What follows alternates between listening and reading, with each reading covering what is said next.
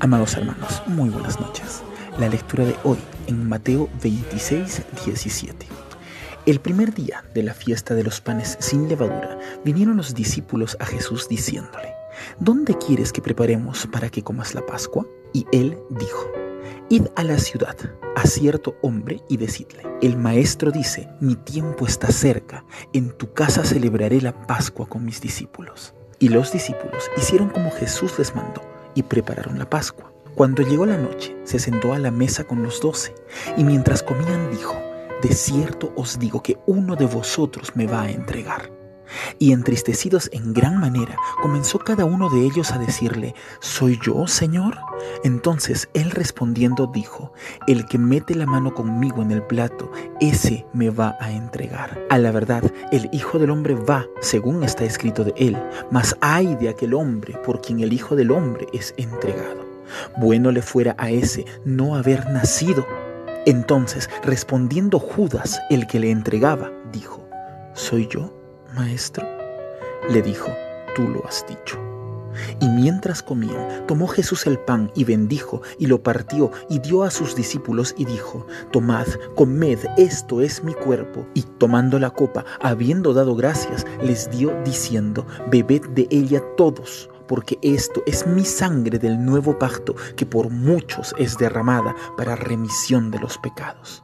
Y os digo que desde ahora no beberé más de este fruto de la vid, hasta aquel día en que lo beba nuevo con vosotros en el reino de mi Padre. Amados hermanos, estamos en la recta final.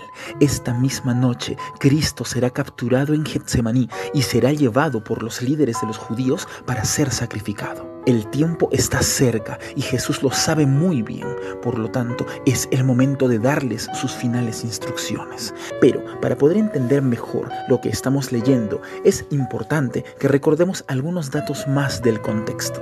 Los judíos tienen 7 fiestas sagradas, a saber, el Yom Kippur o fiesta de la expiación, la fiesta de las primicias, la fiesta del Pentecostés, 50 días después de la fiesta de las primicias, la fiesta de los tabernáculos, el Rosh Hashanah o fiesta de las trompetas, la Pascua y la fiesta de los panes sin levadura, que dura 7 días y se celebra inmediatamente después a la Pascua. La Pascua era una fiesta muy especial, porque era la fiesta que recordaba la liberación de la esclavitud. Pesach, traducido como Pascua, literalmente significa pasar de, y el nombre fue escogido a propósito de recordar cuando el ángel de la muerte pasó de las casas que tenían sus dinteles teñidos con sangre de cordero para no hacerles daño. La Pesach recordaba la sangre de aquellos corderitos que cubrió a Israel para salvación, de la misma forma que en esta última Pesach, el Cordero de Dios que quita el pecado del mundo instituiría una nueva conmemoración cuyos símbolos ahora lo recordarían a Él. La Cena del Señor no solo nos recuerda nuestro pasado en Cristo y lo que Él hizo por nosotros, sino que también nos recuerda nuestro presente, la unión que tenemos por Él, y también nos recuerda de lo que sucederá en el futuro, pues Cristo no volverá a celebrar esta cena sino hasta el momento que vuelva a nosotros en gloria y poder inefables, porque la cena del Señor también nos habla de su parusía, esto es, su segunda venida. Con todo esto, es imprescindible que recordemos lo siguiente: cuando celebramos la Cena del Señor, no estamos celebrando la Pascua judía, sino una nueva conmemoración que Cristo estableció. Jesús tomó símbolos de la antigua Pascua, pero estableció una fiesta nueva cuyos símbolos tienen significados diferentes y se celebra de manera diferente, no solo con judíos, sino con todos los discípulos de Cristo alrededor del mundo entero. Versículo 17. El primer día de la fiesta de los panes sin levadura, esto es, el día en que se celebraba la Pascua, que, por cierto, era una cena, pues se celebraba al atardecer, vinieron los discípulos a Jesús diciéndole: ¿dónde quieres que preparemos para que comas la Pascua? Lo común de la Pascua judía era que cada hebreo la celebrara con su propia familia. Incluso había todo un ritual de preguntas y respuestas allí. Pero tanto Jesús como los discípulos habían decidido celebrar esta Pascua juntos. Y entonces los discípulos le preguntan: ¿dónde quieres que preparemos para que comas la Pascua? Versículo 18. Y él dijo: id a la ciudad, a cierto hombre y decidle: el maestro dice. ¿El maestro? ¿Qué maestro?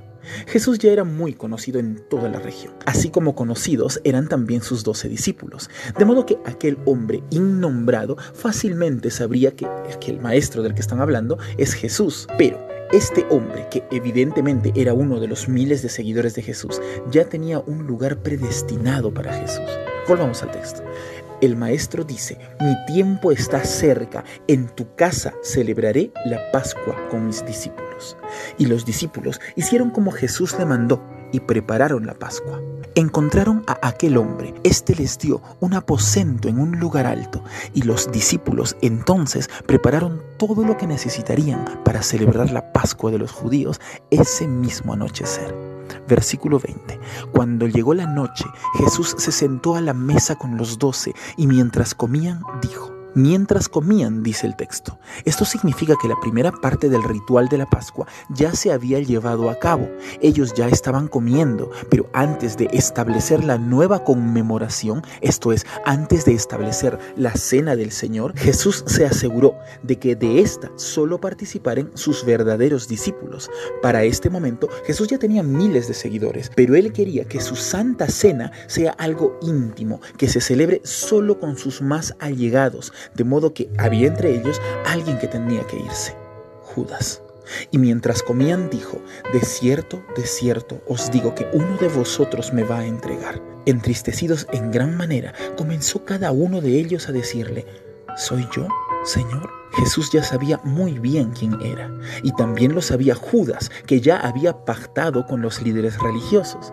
Versículo 23. Entonces Jesús respondiendo dijo: el que mete la mano conmigo en el plato, ese me va a entregar. La Pascua constaba de varias partes, cada una con su propio significado. Entre estas había un solo bol que contenía un preparado de hierbas amargas que era compartido por todos los participantes. Los judíos comían esta sopa usando un pedazo de pan sin levadura a modo de cuchara. Y Jesús dijo: el que mete la mano conmigo en el plato, ese me va a entregar. Es de este bol, o sea, este plato, del que hablaba Jesús cuando dijo: el que mete la mano conmigo en el plato, ese me va a entregar. Y justo en ese momento, junto con Jesús, Judas estaba también mojando su pan. Y entonces se hizo silencio hasta que Jesús lo rompe con estas temibles palabras. Versículo 24. A la verdad, el Hijo del Hombre va, según está escrito de él, pero ay de aquel hombre por quien el Hijo del Hombre es entregado. Bueno le fuera a ese hombre no haber nacido. Se podía sentir la tensión en el aire. Judas estaba boquiabierto y los discípulos congelados de la impresión. Versículo 25. Entonces respondiendo Judas, el que le entregaba, dijo: ¿soy yo, maestro? Le dijo: tú lo has dicho. Los discípulos seguramente intentaron todo tipo de gimnasia mental, tratando de quizá interpretar las palabras del Cristo de alguna manera diferente. Pues ¿cómo podría ser Judas? ¿Acaso él no había vivido y sufrido junto con ellos tantas penurias? ¿Acaso Judas no es al que se le había dado tanta confianza que hasta estaba encargado del dinero del grupo? ¿Acaso Judas no había visto cómo Jesús había alimentado a las multitudes, sanado a los enfermos y hecho tantos otros prodigios en favor del pueblo al que Judas tanto decía amar? Los relatos paralelos en los otros evangelios indican que Judas inmediatamente se fue a hacer lo que tenía que hacer. Y mientras Judas, poseído por el maligno, iba en busca de los líderes religiosos para que armen a sus matones y vengan a llevarse al Cristo, Jesús continúa solo con sus verdaderos discípulos de la siguiente manera. Versículo 26. Y mientras comían, tomó Jesús el pan y bendijo y lo partió y dio a sus discípulos y dijo: tomad, comed, esto es mi cuerpo. La Pascua se celebraba con pan sin levadura, un solo pan, delgado como la masa de una pizza, que Cristo mismo partió para darles a todos una parte del mismo. Un solo pan que representa a un solo Cristo, el Santo de Dios, de cuyo ministerio todos aprovecharíamos para alcanzar salvación. Pues así como el trigo tuvo que ser cortado, molido y transformado para poder ser pan, de la misma forma el Cristo tendría que ser obliterado para poder sernos de salvación.